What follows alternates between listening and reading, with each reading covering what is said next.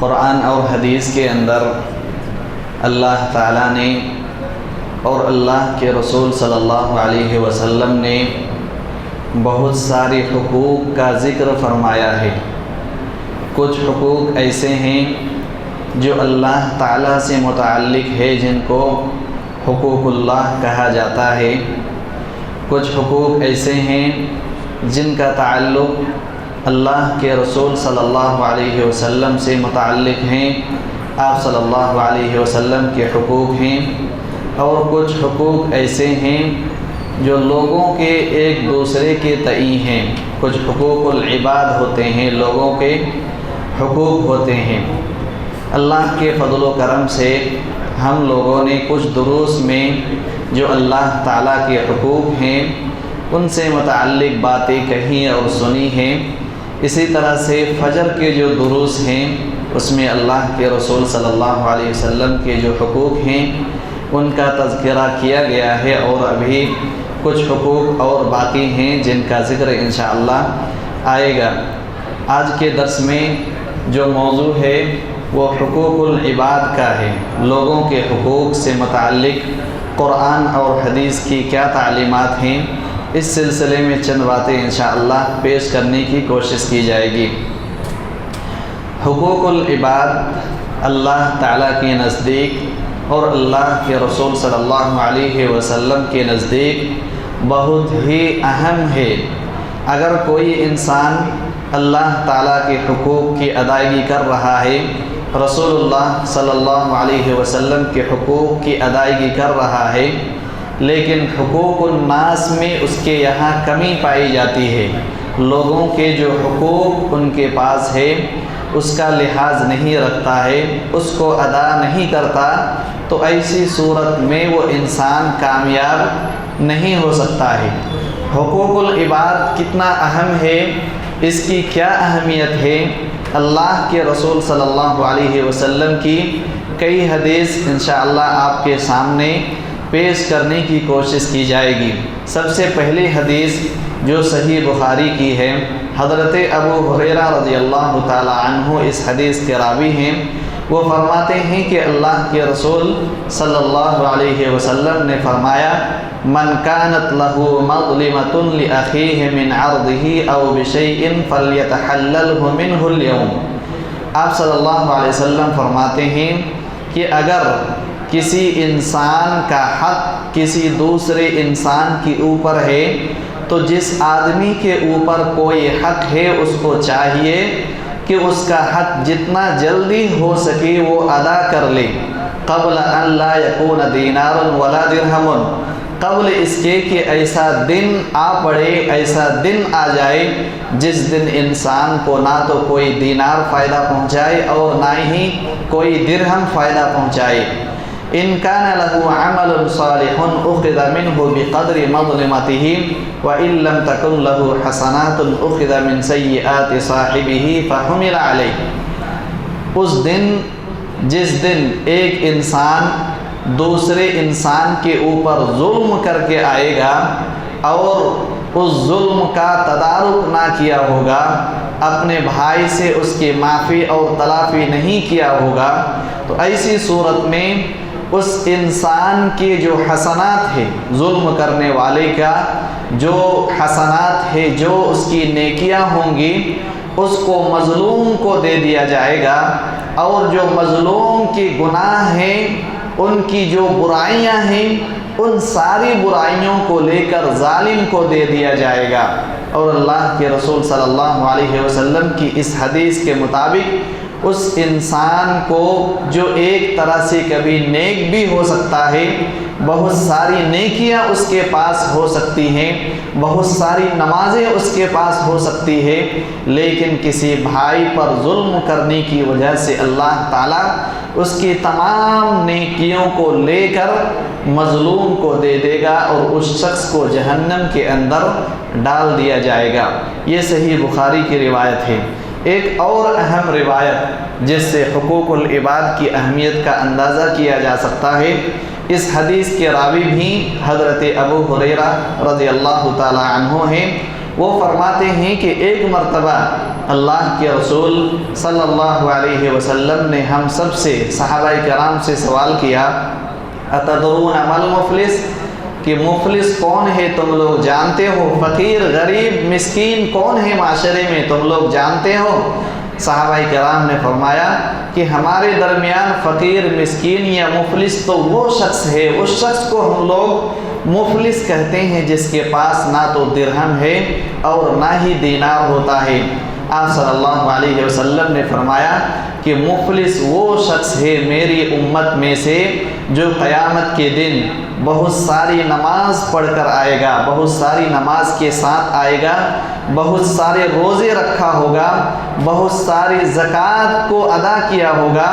لیکن اس کا معاملہ یہ ہوگا کہ کبھی اس نے کسی شخص کو گالی دی ہوگی، کسی نیک آدمی پر بہتان لگایا ہوگا، یا کسی کا مال کھایا ہوگا، یا کسی کا خون کیا ہوگا، یا کسی کو مارا ہوگا۔ یہ شخص اصل میں مفلس ہے۔ مفلس وہ شخص نہیں ہے جس کے پاس درہم اور دینار نہ ہو، مفلس وہ شخص نہیں ہے جس کے پاس پیسہ نہ ہو، بلکہ مفلس صحیح معنی میں وہ شخص ہے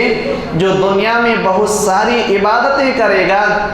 نماز کا پابند ہوگا، بہت ساری نمازیں پڑھی ہوگی، روزہ رکھا ہوگا، اللہ کے راستے میں خرچ کیا ہوگا، لیکن ساتھ میں اس نے بہت سارے لوگوں کے اوپر ظلم کیا ہوگا،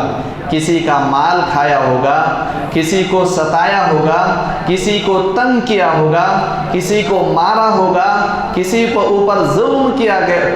کیا ہوگا، یا کسی کا خون بہایا ہوگا، یا کسی کے اوپر الزام لگایا ہوگا۔ یہ اصل میں مفلس ہے، جو انسان عبادتوں کے ساتھ تو آئے گا، لیکن اس کے ساتھ ساتھ یہ بندوں کے جو حقوق ہے، ان تمام حقوق میں اس نے ظلم کیا ہوگا، ان حقوق کی صحیح معنی میں ادائیگی نہیں کیا ہوگا، ان حقوق کے سلسلے میں وہ ظالم ہوگا، ان حقوق کی پاسداری اس نے نہیں کیا ہوگا۔ اس کے ساتھ معاملہ یہ ہوگا کہ اللہ تعالیٰ اس مظلوم کے گناہوں کو، اس ظالم کے جو حسنات ہوں گے، نیکیاں ہوں گی، ان تمام نیکیوں کو لے کر مظلوم کو دے دیا جائے گا، اور اس مظلوم شخص کے تمام گناہوں کو اس ظالم شخص کو دے دیا جائے گا اور جہنم کے اندر داخل کر دیا جائے گا۔ یہ حقوق العباد کی اہمیت ہے۔ ایک انسان بہت ساری نمازیں پڑھ کے آ رہا ہے، روزے رکھ کے آ رہا ہے، اللہ کے راستے میں خرچ بھی کیا ہوتا ہے، ساری عبادتیں، ساری نیکیاں اس کے پاس ہیں، لیکن حقوق العباد کی ادائیگی نہ کرنے کی وجہ سے، بندوں کے حقوق کو ادا نہ کرنے کی وجہ سے قیامت کے دن اللہ تعالیٰ اس آدمی کی تمام نیکیوں کو برباد کر سکتا ہے۔ اس آدمی کی تمام نیکیوں کو لے کر جس آدمی پر ظلم کیا ہوگا اس کو دے دیا جائے گا، اور اس نیک آدمی کو جس کی بہت ساری عبادتیں تھیں، اسی کو جہنم کے اندر داخل کر دیا جائے گا۔ اس حدیث میں ہمیں بہت ساری نصیحتیں ملتی ہیں کہ ہم سے کوئی ایسی غلطی سرزد نہ ہو جائے، ہم سے کوئی ایسا خطا سرزد نہ ہو جائے، لوگوں کے حقوق کے سلسلے میں ہمارے یہاں کسی طرح کی کوئی کوتاہی نہیں ہونا چاہیے۔ کہیں ایسا نہ ہو کہ ہم دن رات نمازیں پڑھ رہے ہیں، روزے رکھ رہے ہیں، اس رمضان المبارک کے اندر عبادت کو انجام دے رہے ہیں، بہت ساری عبادتیں انجام دے رہے ہیں، لیکن ہماری کسی حرکت کی وجہ سے کسی بھائی کو تکلیف پہنچے، کسی کا دل دکھے، کسی کو تکلیف ہو، کسی کو ہم تکلیف پہنچائیں، اور اس جرم کی وجہ سے اللہ تعالی ہماری ساری عبادتوں کو قیامت کے دن برباد کر دے اور ہم جہنم کے اندر داخل ہو جائیں۔ یہ بہت بڑا خطرناک معاملہ ہے، جس سلسلے میں ہمارے یہاں کبھی کبھار کوتاہی پائی جاتی ہے۔ ہم اپنی عبادتوں پر توجہ تو دیتے ہیں، عبادتیں کرنے کے سلسلے میں سوچتے ہیں، لیکن حقوق العباد کے سلسلے میں ہمارے معاشرے میں کبھی کبھار کوتاہی پائی جاتی ہے۔ ہم حقوق العباد کو اتنی اہمیت نہیں دیتے ہیں جتنا قرآن اور حدیث کے اندر اس کو اہمیت دی گئی ہے، لہذا ہمیں اس سلسلے میں بھی سوچنے کی ضرورت ہے۔ ایک اور اثر حضرت ابن عباس رضی اللہ تعالی عنہما کی اکرمہ کہتے ہیں کہ صنع رجل لابن عباس طعاما، ایک آدمی نے ابن عباس رضی اللہ تعالی عنہما کو دعوت پر بلایا، کھانے پر بلایا، کھانا بنایا۔ ابن عباس مشہور صحابی ہیں، ان کو دعوت پر بلایا۔ فبینما الجاریۃ تعمل بین ایدیہم، دیکھا کہ ایک غلام، ایک لونڈی لوگوں کے ساتھ ساتھ لوگوں کے سامنے کام کر رہی ہے۔ ایک آدمی نے اس سے کہا کہ یا زانیہ، لیکن اسی میں سے لوگوں میں سے ایک آدمی نے اس لونڈی کو کام کرتے ہوئے دیکھا تو کہا کہ اے زانی تم کیا کر رہی ہو؟ فقال ابن عباس ابن عباس رضی اللہ تعالی عنہما نے کہا کہ تم رک جاؤ، یہ کیا کر رہے ہو؟ اس کے اوپر زنا کا تہمت کیوں لگا رہے ہو؟ ان لم تحدک فی الدنیا تحدک فی الآخرہ، اگر تم جو اس عورت پر زنا کا الزام لگا رہے ہو یہ ایک طرح سے ظلم ہے، اور آج کی ہم نے جو قرآن کی تلاوت سنی تراویح کے اندر، اسی میں بہتان تراشی کی یا زنا کا الزام لگانے کی سزا بھی اللہ تعالیٰ نے ذکر کیا ہے۔ اللہ تعالیٰ نے فرمایا والذین یرمون المحصنات ثم لم یأتوا بأربعۃ شہداء فاجلدوہم 80 جلدہ ولا تقبلوا لهم شہادۃ ابدا۔ اللہ تعالیٰ نے فرمایا جو لوگ نیک کار لوگوں کے اوپر الزام لگاتے ہیں، بدکاری کا الزام ان کے اوپر تھوپتے ہیں، ان لوگوں کو 80 کوڑے کی سزا ہے۔ اللہ تعالیٰ نے فرمایا اگر وہ گواہی اس پر نہیں لا سکتے ہیں اور نیک لوگوں پر الزام لگاتے ہیں تو ایسے لوگوں کو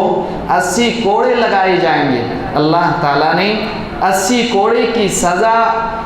حد کی ہے اور متعین کیا ہے اگر کسی نیک آدمی کے اوپر بدکاری کا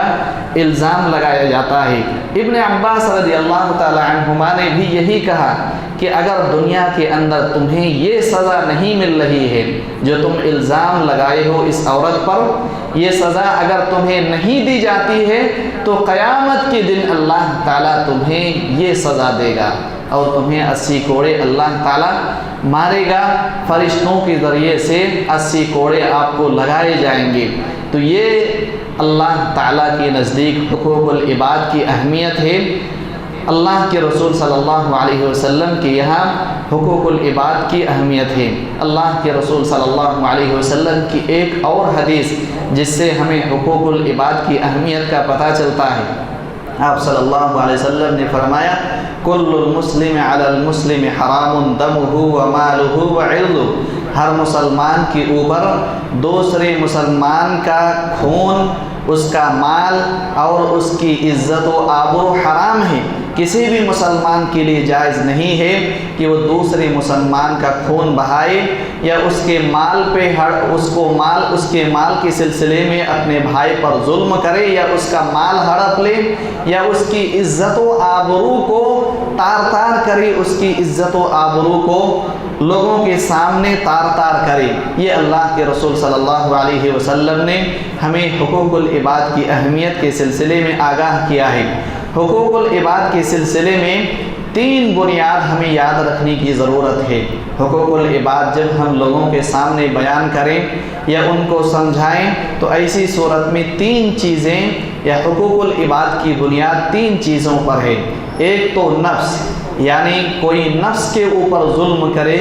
نفس کے اوپر ظلم کا مطلب یہ ہے کہ کسی آدمی کے اوپر ظلم کرے، اس کو تھپڑ مارے یا لاٹھی سے مارے یا کسی بھی طرح کی زخمی کرے یا اس کو قتل کرے۔ یہ حقوق العباد کے سلسلے میں بہت اہم ہے، اس سلسلے میں ہمیں بچنے کی کوشش کرنی چاہیے۔ اسی طرح سے مال کے اوپر ظلم کرنا یہ بھی ایک ظلم کی شکل ہے کہ کسی کے مال ناحق کھایا جائے، اور اس میں 2 طرح کے ظلم ہیں۔ ایک ظلم تو یہ ہے کہ جو حقوق ہم پر عائد کیے ہیں، ماں باپ کے حقوق ہیں، پڑوسی کے حقوق ہیں، بیوی کے حقوق ہیں، شوہر کے حقوق ہیں، اگر ہم ان حقوق کی ادائیگی نہیں کرتے ہیں تو یہ بھی ظلم ہے۔ اسی طرح سے ظلم کی ایک شکل مال میں یہ ہے کہ ہم کسی کا مال ہڑپ لیں، کسی کا مال لینے کے بعد اس کو واپس نہ کریں، یہ بھی مال کے اندر ظلم کی شکل ہے، اور اس سلسلے میں بھی اللہ تعالیٰ کی یہاں ہمیں جواب دینا پڑے گا۔ اور جو تیسری اہم چیز ہے وہ عزت کے سلسلے میں عزت و آبرو کا حقوق۔ اگر کسی انسان کے پاس عزت و آبرو کی اگر ہم اس کی عزت و آبرو کو پامال کرتے ہیں یا اس کی عزت و آبرو پر آنچ لاتے ہیں یا دوسروں کی عزت و آبرو سے کھیلنے کی کوشش کرتے ہیں تو یہ بھی حقوق العباد میں کمی اور کوتاہی ہے، گناہ ہے۔ اس سلسلے میں بھی ہمیں بچنے کی کوشش کرنی چاہیے۔ اللہ تعالیٰ کے یہاں حقوق العباد کی کیا اہمیت ہے؟ اللہ تعالیٰ کے رسول صلی اللہ علیہ وسلم کی ایک حدیث جس کے اندر آپ صلی اللہ علیہ وسلم نے فرمایا کہ بنی اسرائیل کی ایک عورت کو ایک پیاسا کتا کو پانی پلانے کی وجہ سے اللہ تعالیٰ نے بنی اسرائیل کی ایک زانیہ عورت کو جنت میں داخل کیا۔ بنی اسرائیل کی ایک عورت جو زنا کرتی تھی، زنا میں مبتلا تھی، ایک مرتبہ دیکھا کہ ایک کتا کنویں پر پانی پینے کے لیے آیا ہوا ہے اور بہت زیادہ پیاسا ہے، لیکن وہ پانی نہیں نکال پا رہا ہے کنویں سے، تو اس عورت کو اس کتے پر رحم آیا، اور رحم آنے کی وجہ سے اس نے اپنا موزہ یا جوتا نکالنے کے بعد اس سے کنویں سے پانی نکال کے اس کتے کو پلایا۔ اللہ تعالیٰ کو یہ عمل اتنا پسند آیا کہ اللہ تعالیٰ نے اس زناکار عورت کو، بدکار عورت کو بھی جنت کے اندر داخل کیا۔ جب ایک جانور کے حق ادا کرنے کی وجہ سے اللہ تعالیٰ ایک گنہگار عورت کو، زانی عورت کو جنت کے اندر داخل کر سکتا ہے، تو اگر ہم جانوروں کے حقوق ادا کریں تو ہمیں بھی جنت مل سکتی ہے، ہم بھی جنت کے حقدار ہو سکتے ہیں۔ اس سے بھی بڑی بات یہ ہے کہ ایک جانور کے حق ادا کرنے کی وجہ سے اللہ تعالیٰ جب ایک گنہگار عورت کو جنت میں داخل کر سکتا ہے، تو اگر ہم اپنے بھائیوں کے حقوق کو ادا کریں گے، ان کو، انسانوں کے جو حقوق ہیں ان کا پاس و لحاظ رکھیں، تو اللہ تعالیٰ ہمیں ضرور جنت میں داخل فرمائے گا۔ اسی کے بالمقابل ایک اور حدیث جس میں اللہ کے رسول صلی اللہ علیہ وسلم نے ایک دوسرے آدمی یا عورت کے بارے میں ذکر فرمایا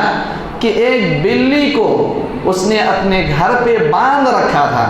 نہ تو اس کو کھانے کے لیے کہیں جانے کی اجازت دیتا اور نہ ہی اس بلی کو کچھ کھانے کے لیے خود سے دیتا، جس کی وجہ سے اس بلی کا انتقال ہوتا ہے، اور اس نتیجے میں اس جرم کی وجہ سے اللہ تعالیٰ اس آدمی کو جہنم کے اندر داخل فرماتا ہے۔ جب ایک آدمی ایک جانور کے حق ادا نہ کرنے کی وجہ سے اللہ تعالیٰ اس کو جہنم کے اندر داخل کر رہا ہے، تو اگر ہم لوگوں کے حقوق کو ادا نہ کریں، جو حقوق ہمارے اوپر ہیں، تو ہمیں بھی اللہ تعالیٰ جہنم میں داخل کر سکتا ہے۔ لہذا ضرورت ہے کہ ہم اس سلسلے میں کوتاہ نہ ہوں، اس سلسلے میں ہمارے یہاں سستی اور کوتاہی نہیں ہونی چاہیے، کیونکہ اللہ تعالیٰ کے حقوق، لوگوں کے حقوق اور اسی طرح سے اللہ کے رسول صلی اللہ علیہ وسلم کے حقوق، ان تینوں حقوق کو ادا کیے بغیر ہم جنت میں داخل نہیں ہو سکتے ہیں، ہم اللہ تعالیٰ کے یہاں کامیاب نہیں ہو سکتے ہیں۔ آج کی جو تراویح کی نماز ہے اس میں ایک آیت کریمہ جو بالکل اخیر میں پڑھی گئی ہے، وَتُوبُوا إِلَى اللَّهِ جَمِيعًا أَيُّهَا الْمُؤْمِنُونَ لَعَلَّكُمْ تُفْلِحُونَ۔ اللہ تعالیٰ سے تم سب توبہ کرو، اللہ تعالیٰ تمہیں ضرور کامیاب کرے گا۔ علماء کرام نے کہا ہے کہ توبہ استغفار ہر مسلمان کے اوپر ضروری اور واجب ہے، ہر انسان کو اللہ تعالیٰ کے یہاں توبہ استغفار کرنا چاہیے۔ اس سے بھی بڑی بات توبہ استغفار سے متعلق یہ اتنی اہم عبادت ہے کہ اللہ تعالیٰ توبہ استغفار کے نتیجے میں دنیا کا ہر گناہ کو معاف کر سکتا ہے، کوئی گناہ ایسا نہیں ہے، کوئی جرم دنیا میں ایسا نہیں ہے، کوئی ظلم ایسا نہیں ہے جو توبہ اور استغفار کی وجہ سے اللہ تعالیٰ معاف نہ کرے۔ حتیٰ کہ شرک سے بھی آدمی اگر توبہ کر لیتا ہے، اللہ تعالیٰ سے معافی چاہتا ہے، شرک کو چھوڑ دیتا ہے، تب بھی اللہ تعالیٰ اس کے گناہوں کو معاف کرتا ہے۔ لیکن حقوق العباد کی اہمیت کا اندازہ لگائیے کہ اللہ تعالیٰ جب تک انسان حقوق العباد سے متعلق جو حق ہے اس آدمی سے معاف نہ کرا لے تو توبہ استغفار سے بھی اللہ تعالیٰ اس کے گناہوں کو معاف نہیں کرتا ہے۔ اگر کسی نے کسی کا حق تلفی کیا ہے، کسی کا حق اپنے پاس لیا ہے، تو جب تک اس حق کو ادا نہ کرے اللہ تعالیٰ توبہ استغفار سے بھی اس آدمی کے گناہ کو معاف نہیں کرتا ہے۔ اس سے ہم اندازہ لگا سکتے ہیں کہ حقوق العباد کی کتنی اہمیت ہے۔ لہذا ضرورت ہے کہ اس سلسلے میں ہمارے یہاں بیداری پیدا کریں، ہم اس سلسلے میں شعور پیدا کریں اور کسی بھی طرح کے حق تلفی سے ہم اپنے آپ کو دور رکھیں۔ اللہ تعالیٰ سے دعا ہے کہ اللہ تعالیٰ جس طرح ہم حقوق اللہ اور اسی طرح سے حقوق الرسول اور حقوق العباد کی اہمیت کو جانتے ہیں، اللہ تعالیٰ تو ہمیں توفیق دے کہ ان تینوں حقوق کو صحیح انداز میں ادا کر سکیں تاکہ ہم تیرے یہاں کامیاب ہو سکیں۔ اللہ تعالیٰ جب تک تو ہمیں زندہ رکھ، ایمان اور اسلام کی حالت پر زندہ رکھ، اور جب ہمارا خاتمہ ہو ایمان اور اسلام کی حالت پر ہو۔ وصلی اللہ تعالیٰ علی خیر خلقہ محمد وعلی آلہ وصحبہ اجمعین۔ السلام علیکم ورحمۃ اللہ وبرکاتہ۔